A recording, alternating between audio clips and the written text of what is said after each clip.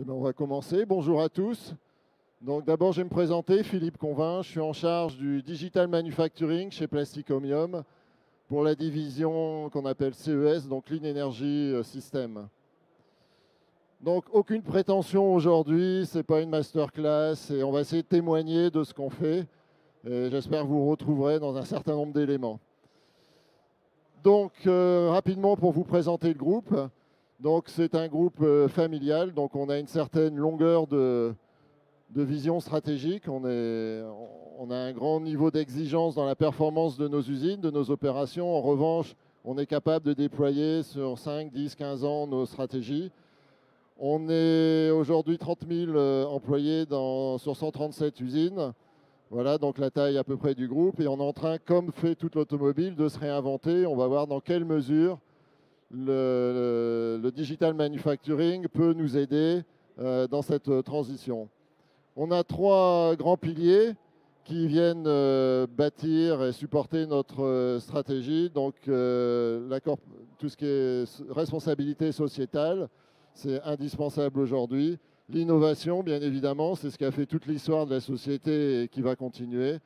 Et en particulier, ce qui va nous concerner aujourd'hui, l'excellence opérationnelle, puisque la digitalisation va venir en renfort pour accompagner cette excellence opérationnelle. Voilà, donc pour ceux qui ne connaissent pas le groupe, rapidement nos métiers aujourd'hui. Donc on travaille sur les parties extérieures des boucliers qui viennent de plus en plus intelligents, des éléments de carrosserie avec de plus en plus de capteurs, d'antennes et ainsi de suite, où on est numéro 1. Toute la partie système à carburant qui est en train d'évoluer vers les stockages des nouvelles énergies, essentiellement l'hydrogène, et on démarre une activité batterie. Donc on est en train de faire la transition, je dirais, des énergies fossiles vers des énergies ce qu'on appelle renouvelables, principalement électriques. En fait, on rentre dans l'électrification de la voiture et on a une activité qui s'appelle, le nom de la division qui s'appelle HBPO, qui va s'occuper de construire des modules complets pour les constructeurs. Donc l'ensemble du bloc avant, l'ensemble du toit, l'ensemble du bloc arrière et qu'on vient assembler au plus près des constructeurs. Sur toutes nos activités, l'objectif, c'est d'être effectivement le leader sur ces sujets.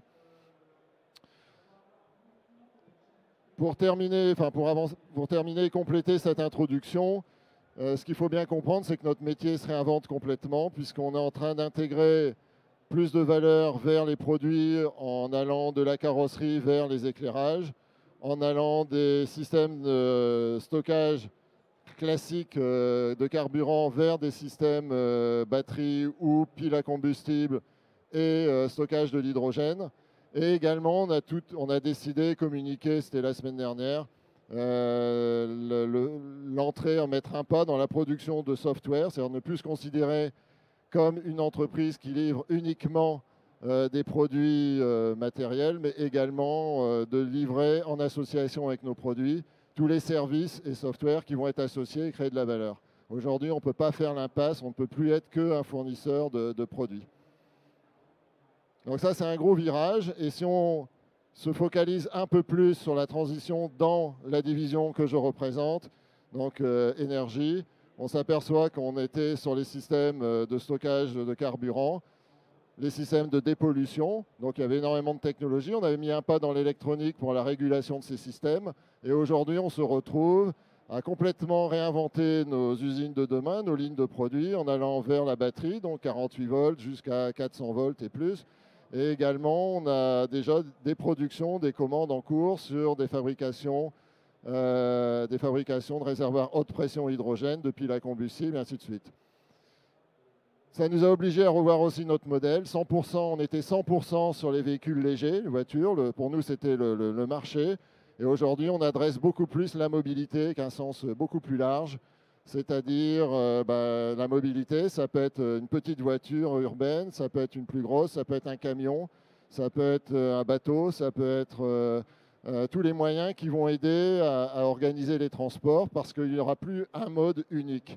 Et donc, L'hydrogène, on pense que ça va être plus vers les camions ou les gros systèmes ou les trains. On travaille avec Alstom, on a un partenariat avec Alstom. Voilà, donc on réenvisage complètement la société. Donc, on a été des places Surgis, on a été des fournisseurs de systèmes, on est leader dans les systèmes actuels et on se projette avec une transition sur les nouvelles énergies, avec une vision de la mobilité qui n'est plus que la voiture et avec une vision qui n'est plus que la livraison de pièces, mais aussi de services et de software associés. Donc tout ça, ça chamboule complètement, évidemment, l'entreprise, les usines. La chance qu'on a, c'est une vision 10-15 ans avec un actionnaire familial qui nous accompagne et qui nous suit. Et donc aujourd'hui, je vais essayer de vous expliquer comment et pourquoi on a démarré il y a quelques années cette digitalisation de nos opérations et qu'est-ce qu'on y trouve aujourd'hui comme première source de valeur.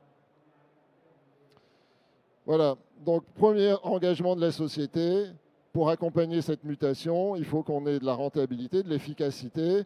On continue tous les systèmes, lean management et ainsi de suite. Et on vient booster et continuer à trouver des nouveaux gisements grâce au digital manufacturing ou ce qu'on appelle aussi des fois industrie 4.0. Alors qu'est-ce qu'on a fait? Alors, je fais un petit rappel des différents sujets qu'on a déjà travaillés. Donc ça, c'est fait. On a une roadmap qui travaille sur 6 sujets. Bon, ils sont assez classiques. Digital management, c'est toute la partie reporting, acquisition de données, captation des événements en temps réel, restitution aux équipes. Prédictive qualité et maintenance prévisionnelle, vous comprenez les termes. On travaille beaucoup sur aller plus loin dans l'automatisation. Aujourd'hui, les nouvelles technologies que vous pouvez voir tout autour de nous permettent beaucoup plus de flexibilité dans l'utilisation des robots, donc du coup à moindre coût. On travaille également avec des équipes logistiques et on développe de plus en plus ce qu'on appelle Virtual Factory. Alors pour bien expliquer, on est dans notre métier, ce qui nous intéresse, c'est de pouvoir faire en anticipation des simulations ou des tâches qu'aujourd'hui on est obligé de faire quand l'usine est démarrée. Par exemple, un chantier d'amélioration continue dans l'usine où on vérifie que les postes sont bien équilibrés et ainsi de suite. C'est quelque chose qu'on fait, on peut anticiper un peu, mais souvent on fait des premiers chantiers d'amélioration quand l'activité démarre. Et aujourd'hui, c'est des choses qu'on est capable de simuler en anticipation avant que la ligne démarre. Et donc, c'est toutes des démarches qui se payent en moins d'un an parce que le coût des modifications qu'on aurait fait a posteriori, il n'y a pas photo, ça ne coûte rien quand c'est digital, c'est quelques heures à reprogrammer. Mais il y a une acquisition de compétences à faire, il y a des solutions à trouver. Mais une fois que c'est fait, il y a un payback qui est évident. On avait démarré une dizaine d'années sur l'ergonomie. Ensuite, on a fait la machine plus complète, la ligne complète. Et là, on simule complètement des fonctionnements d'usine avec les tâches indirectes, forklift, enfin les chariots élévateurs, les AGV et ainsi de suite. Voilà, donc ça, on a une roadmap qui est très claire, qui vient supporter cette excellence opérationnelle et qui est à peu près déployée dans plus des 2/3 de nos usines, donc il y a 70% des sujets. Alors évidemment, plus on est dans le prédictif, dans les algorithmes, moins c'est avancé, plus on est dans la captation d'événements, de restitution, plus c'est mature et déployé. Alors là, je vous raconte l'histoire après. On a beaucoup tâtonné, on s'est beaucoup trompé et on a dû corriger beaucoup de choses. N'empêche que si on réécrit l'histoire maintenant, c'est toujours l'intérêt un peu de ces synthèses. On est convaincu qu'il y a des étapes qu'on ne peut pas faire dans le mauvais ordre. C'était d'abord installer un système d'acquisition de données suffisamment robuste, fiable. Ce n'est pas du 4.0, c'est quelque chose qu'on fait depuis plusieurs années, mais qui doit être maîtrisé complètement et auquel les gens croient dans les données qui sont captées. Le premier élément qui a apporté énormément de valeur chez nous, c'est la visualisation en temps réel. C'est-à-dire, c'est être capable de montrer ce qui est en train de se passer et de ne pas attendre la synthèse de demain matin, de comment l'équipe s'est passée, mais c'est en temps réel de montrer exactement chaque machine ce qui est en train de se dérouler.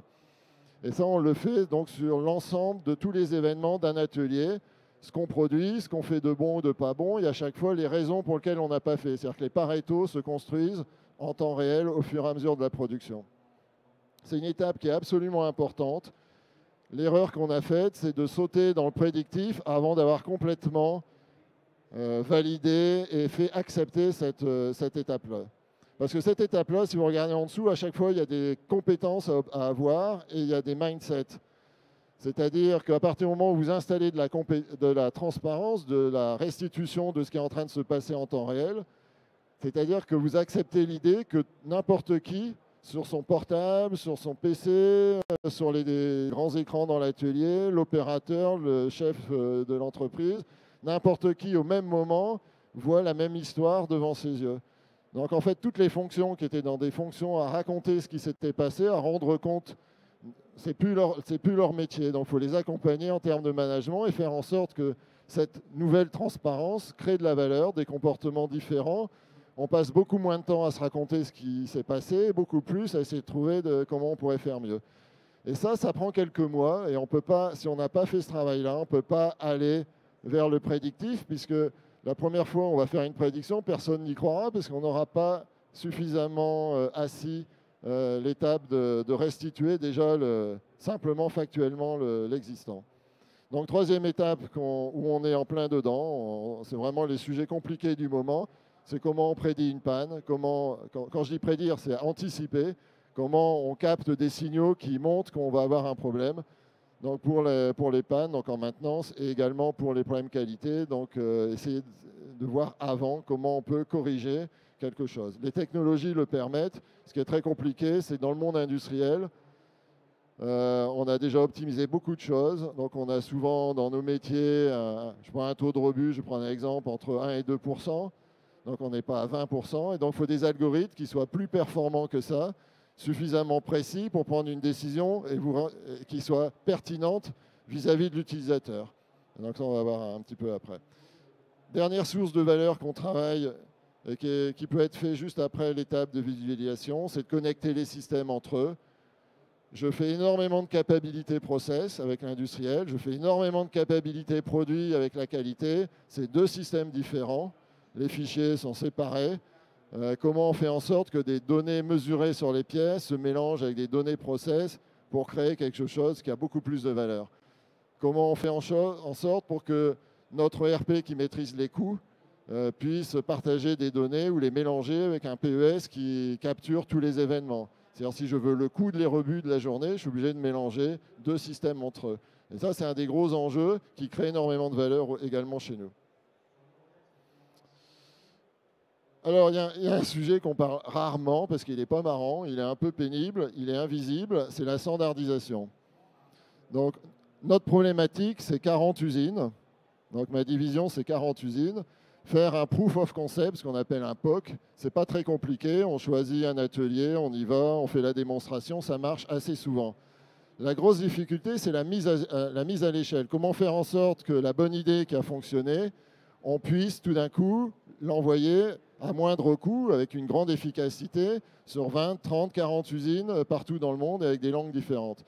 Et il y a une étape qui est absolument indispensable, qui est la standardisation. Mais à un niveau on pensait avoir fait le travail correct, c'est-à-dire qu'on avait, pour chacun de nos process, identifié les variables critiques. Donc, on avait pour chacun de nos process identifié le nom de ces variables. Mais on s'est aperçu que quand on automatise, qu'on veut que ça intègre un data lake de façon automatique, il faut aller beaucoup plus loin. Quel format, quelle fréquence de renouvellement. Il faut qu'on aille vraiment dans un data catalogue extrêmement précis. Et ça nous a pris 2 bonnes années. Alors, on a fait 1 an de travail, on pensait qu'on avait fini, on a dû revenir sur le sujet. Et ce n'est pas encore complètement fini, parce qu'en fait, ce qu'on est en train d'aligner maintenant, c'est les réactions. C'est-à-dire quand une machine de soudure a, je sais pas, une température qui n'est pas correcte, toutes les machines de soudure dans notre division envoient le même code, puisqu'on a un PES qui est commun. Et donc ce code, il est interprété comme « OK, dans le Pareto, ce sera un problème de soudure ». Mais ce qui est important, c'est qu'avec la qualité, on y a associé un statut à la pièce. Un problème de soudure, chez nous, c'est un scrap, enfin c'est une pièce mauvaise, on ne peut plus l'utiliser. Donc, interdiction d'aller à l'étape suivante, et cette pièce ne sera jamais envoyée à un client, elle ne peut plus être utilisée, elle ne peut plus passer sur aucun process. sur d'autres statuts, d'autres codes envoyés par les machines. Ça peut être un statut intermédiaire, ça peut être une demande de vérification, ça peut être, voilà, il y a 5-6 statuts différents. Et ça, il faut l'aligner sur tous les process, que les machines l'intègrent et envoient le bon code, et que le système, toutes les fonctions, aient accepté le même mode de réaction. Et donc, on est obligé de standardiser également les modes de réaction, les comportements et les actions qu'on veut faire. Et ça, devant une direction générale ou en démo devant des clients, ça ne paye pas de mine, parce qu'en fait, c'est vraiment un travail d'aligner des centaines de personnes sur les mêmes façons de voir les choses et qui vont beaucoup plus loin que les procédures qu'on peut avoir dans nos entreprises. Chez nous, on dit un scrap, on le met dans la benne rouge et on ne le réutilise plus. OK, et on s'aperçoit quand on va l'automatiser, ah oui, mais alors je le déclare quand dans l'ERP, quand est-ce que je compte le coût du scrap, quand est-ce que je rencontre dans mon reporting d'usine, j'attends la fin de l'équipe, tout de suite, la fin du mois, et là on rentre en discussion. Donc on a été obligé, tout ça, on l'a standardisé. Et en ayant fait ce travail-là, on peut à la fin proposer en temps réel un dashboard qui parle à tout le monde, qui raconte une histoire que tout le monde croit, parce que ce travail a été fait en amont. Le deuxième sujet, pareil, on a tâtonné et dont on a appris avec l'expérience, c'est la nécessité de faire collaborer les fonctions entre elles pour avoir un espoir que les différentes applications de chaque fonction soient connectées entre elles. Donc là, c'est un exemple. En fait, ce qu'il faut comprendre, c'est que notre PLM, c'est là où on rentre la nomenclature, et c'est cette nomenclature qui va être celle de l'ERP, qui va être celle de l'usine, du PES. L'usine ne va pas faire une nomenclature, donc les gens vont travailler ensemble. Il y en a qu'une, et il y a une continuité. Quand je fais un projet d'industrialisation, que je travaille dans mon application industrielle, si je fais des work instructions, elles vont arriver à la machine dans laquelle il y a une application work instruction. Donc cette liaison entre les choses est absolument clé en termes de valeur. Le corollaire de ça, c'est la continuité digitale. Donc là, c'est un détail. En fait, tous nos systèmes sont interfacés. C'est-à-dire, si je me log à ma machine, le PS connaît mon nom, demande à Digital Workstation si je suis formé. Si je ne suis pas formé, il va me passer les dernières consignes. Je vais les approuver. Du coup, je vais pouvoir démarrer grâce aux interfaces. Et quand je vais pouvoir démarrer, à ce moment-là, le mode production va se mettre en route et ainsi de suite. Donc il faut imaginer, dès que je fais une pièce bonne, ça remonte dans le RP qui prévient et qui met à jour les différents indicateurs. Voilà, donc il faut toujours. Nos solutions ne sont peut-être pas une par une les meilleures. En revanche, le fait d'avoir créé ces interfaces et de les proposer comme un standard à toutes les usines, ça crée énormément de valeur. Ça a été long au début, mais une fois que c'est décidé, après, ça se déploie rapidement. Voilà, et ce qu'on a fait très attention, c'est au début, effectivement, on pose les choses avec une vision un peu théorique. Très rapidement, il faut se frotter aux régions. On a un peu régionalisé le feedback parce qu'il y a des besoins d'information à la minute, il y a des besoins d'information à l'heure, il y a des besoins d'information. Les gens ont besoin de créer par eux-mêmes sur certains sujets leur propre dashboard. Voilà, donc il faut trouver les bons curseurs pour créer de la valeur pour les utilisateurs. Un des gros points compliqués souvent de la digitalisation, c'est que c'est financé par le top management qui a une vision de remontée de l'information, mais beaucoup de valeurs viennent de la capacité d'aider les utilisateurs sur le terrain. Donc il faut arriver à contenter les deux parties. Alors, qu'est-ce qu'on a vu sur la partie qui est mature, faite, quasiment, il reste 10 usines à équiper. C'est toute la partie data management. En fait, le gros gain pour nous, ça a été de passer d'un mode de résolution de problème qui durait à peu près une semaine. Il se passe quelque chose, on en parle le lendemain matin. On dit, mince, qu'est-ce qui s'est réellement passé? On pose 2-3 questions auxquelles on va répondre le lendemain. Ça passe à la réunion de production hebdomadaire. Et puis on résout le problème à peu près dans une échelle de semaines. C'est un peu théorique, mais c'est à peu près ça. Là, on est passé de ça à une journée. C'est-à-dire qu'en temps réel, tout est visible sur les Line 5 Metrics, sur mon portable, sur mon smartphone et ainsi de suite, sur les grands écrans dans l'atelier. Tous les reports documentés, Pareto, root cause et ainsi de suite, sont disponibles toutes les heures, sont rafraîchis toutes les heures. Donc à la fin de l'équipe, 1 heure après, on sait exactement ce qui s'est passé. Et on a des outils ensuite qui permettent d'utiliser un certain nombre d'éléments en temps réel pendant la journée pour animer des réunions. Voilà, donc l'objectif, c'était le gain. Le premier gain pour nous, c'est de passer d'une résolution d'une semaine à peu près une journée. Ça, c'est vraiment l'effet d'accélération qui est absolument clé. Le deuxième effet, alors ça peut paraître un peu évident, mais à mettre en place dans 40 usines, ça bouge beaucoup. Il faut vraiment que les gens acceptent les sujets. On avait une vision, combien j'ai fait de rebut, X%, X ppm. On a maintenant un Pareto en temps réel qui dit, bah oui, mais alors tu as fait ça à cause de la purge, tu as fait ça à cause de... tu as pris 10 pièces pour aller les mesurer en qualité, tu as pris ceci, tu as fait un nouveau réglage, ça t'a coûté 10 pièces. Et donc, on est capable d'aller beaucoup plus bas dans une restitution. Et ce qui est intéressant, c'est qu'elle est sans effort. Avant, il fallait envoyer quelqu'un mener l'enquête, et il reprenait les papiers, il calculait, et ainsi de suite. Donc, on pouvait demander de l'information, mais elle coûtait. Aujourd'hui, on la rend gratuite, à disposition, en temps réel. Et on peut poser, une fois que les données sont bien architecturées, on peut questionner jusqu'à la pièce. On peut passer du groupe à la pièce en 5 secondes. Et ça ne coûte pas d'effort. Évidemment, il y a un effort de développement des solutions. Mais pour l'utilisateur aujourd'hui, c'est instantané. Alors, un bonus également qu'on a découvert, c'est le mindset collectif, hein, le comportement. On a beaucoup de procédures qui disent comment on doit faire les choses. Quand on les audite, si l'audit a été préparé, on a l'impression que ça se fait. Quand on essaye de les automatiser, on s'aperçoit que ce n'est pas vraiment ça. C'est-à-dire, l'exemple que je prenais tout à l'heure, quand est-ce qu'on déclare une pièce mauvaise, une retouche, qui a droit de faire une retouche? Ouais, que la personne formée. Ça, tout le monde est d'accord. Par contre, quand vous automatisez que si la personne qui est loguée, elle n'a pas été formée, eh ben on refuse qu'elle fasse la retouche, ça change un peu la donne. Et donc, en fait, plus on avance, plus on s'aperçoit que les procédures, c'est un peu un vieux système et que de plus en plus, on encapsule les comportements, les modes opératoires qu'on veut voir dans nos systèmes, ce qui nous rend une exécution, une exécution parfaite de ce qu'on attend, sans effort supplémentaire, sans avoir besoin d'auditer, sans avoir besoin de vérifier. Ça marche à condition, et là on s'est aussi un peu fourvoyé des fois, mais ça marche à condition que ce ne soit pas dictatorial, mais qu'il y ait une étape au début de s'aligner sur comment on veut faire. Et il faut prendre du temps, on a 20 langues différentes dans le groupe, donc il faut que chacun prenne le temps. On a 0 anglais, mais on le fait tous en anglais.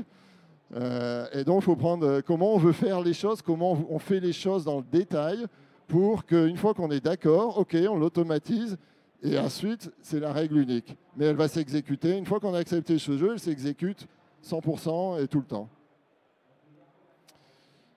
Qu'est-ce qu'on a gagné sur la partie process, sur la partie modèle? Alors, autant ce que je viens de vous expliquer, c'est du sûr, c'est du fait. Là, on est encore un peu en train de travailler le sujet. Déjà, on est convaincu que la maintenance prédictive, la qualité prédictive, c'est 2 métiers un peu différents. Enfin, c'est deux exigences différentes. La maintenance, si je dis à quelqu'un, voilà, il y a 80% que ta machine demain soit en panne ou dans une semaine, il applaudit, il trouve que c'est super, il n'avait pas d'infos, il va aller voir, super valeur pour cette personne. Si je dis à un gars de qualité, il y a 80% que ta pièce, là, elle ne soit pas bonne, ou elle ne va pas être bonne, ou c'est en train de dériver, bah, il ne sait pas bien quoi en faire, parce qu'aujourd'hui, il a déjà des solutions qui ont ce niveau de précision. Donc en fait, je ne peux pas... Maintenant, je peux m'occuper que du moteur. En qualité, je ne peux pas m'occuper que du premier step du process. Je suis obligé de parler de l'ensemble. Et donc, on est obligé, en maintenance, on est en train de laisser des communautés d'experts chez nous développer leurs propres applications sur nos plateformes, mais on est en train de laisser une certaine liberté. Autant en qualité, on est en train de resserrer, on a l'obligation de développer une méthodologie qui pourrait être un jour opposée en cas de litige, qui pourrait être certifiée par un organisme, puisque aujourd'hui c'est assez libre, mais un modèle qui va prendre une décision qualité, on peut imaginer que dans quelques années, quand on va passer un audit qualité, on puisse démontrer que ce modèle, il est habilité à prendre cette décision et comment il a été construit, et ainsi de suite. Et toute cette méthodologie-là, il faut absolument la centraliser. Donc on est plutôt en train de centraliser la partie qualité prédictive et de laisser des communautés s'exprimer sur la maintenance. Ce qu'on a très bien fait jusqu'à maintenant, c'est capter de la donnée et la mettre à disposition. Donc quand on souffle une pièce chez nous, on a à peu près 10 000 valeurs qui sont enregistrées. Donc ça, on a de la donnée. Le deuxième sujet où on est aujourd'hui, c'est de passer de cette visualisation à un pré-diagnostic, c'est-à-dire de modéliser ce que les experts ont en tête et ne pas simplement demander à des gens de lire 30 valeurs d'un coup qui bougent. Ça, c'est pour les experts. On voudrait passer d'une dizaine d'experts à 200 utilisateurs qui comprennent. Et donc, on rentre dans une première couche de messages explicites. Et évidemment, la cible, on le fait déjà sur quelques applications, mais on n'y arrive pas. C'est très difficile, en tout cas chez nous. On essaye évidemment d'avoir l'algorithme magique qui va automatiser la décision, qui sera indépendant de l'homme et qui va faire papa, maman, super, bon voilà. Ça, c'est quelque chose dont on a très peu de cas aujourd'hui, qui demande énormément d'efforts pour avoir des niveaux de précision qui soient acceptables pour faire un progrès par rapport à ce qu'on sait déjà faire avec les moyens classiques. Donc plus on avance, plus on est convaincu qu'on va faire un petit palier sur la couche du milieu, en disant si on est pragmatique, si on veut un bon ratio effort, temps passé, argent dépensé par rapport à ce qu'on donne en valeur aux utilisateurs, il faut qu'on aille plus loin que simplement montrer de la valeur process. Il faut qu'on ait une première couche de diagnostic, mais ça restera le choix final. Pour l'instant, sur un certain nombre de sujets industriels, va rester quand même humain, parce que l'automatiser, on le fera dans 2-3 cas, mais c'est très compliqué aujourd'hui d'avoir des niveaux de précision qui apportent une valeur supplémentaire à l'existant. En conclusion, ce que je voulais simplement montrer, c'est qu'on a eu 2 grandes étapes qui ont apporté de la valeur. La première, c'est la visualisation des données, la restitution en temps réel, la transparence, réagir plus vite, et d'avoir tout le monde qui a la même histoire en tête et pas passer la moitié de la réunion à dire « Ah mais non, c'était pas ça, c'était autre chose ». Tout le monde arrive avec exactement la même vision. C'était une époque où on a dû être un petit peu top-down. On a dit voilà le corps modèle, voilà la plateforme. C'est quelque chose où il faut beaucoup d'investissement puisqu'il faut installer les choses, il faut remettre à jour les réseaux et ainsi de suite. Donc ça a beaucoup de valeur, on l'a vu sur l'accélération, sur la résolution de problèmes. Et on est maintenant dans la deuxième phase où c'est moins un problème d'investissement, il est fait, c'est beaucoup plus un problème de compétences. C'est-à-dire un problème de montée en compétences dans la pratique de la digitalisation, dans l'algorithmie, dans le fait de coder des algorithmes, parce qu'on est en train de décentraliser et on est en train de laisser les utilisateurs en fait, répondre à leurs questions en ayant garanti une plateforme et un langage et des modes d'exécution absolument identiques. Et on les invite en fait à utiliser les outils qu'on a mis pour répondre à leurs questions. Et donc ça, c'est de la compétence. C'est plus de l'investissement. C'est assez souvent des freeware. Enfin, ça pose pas trop de problèmes.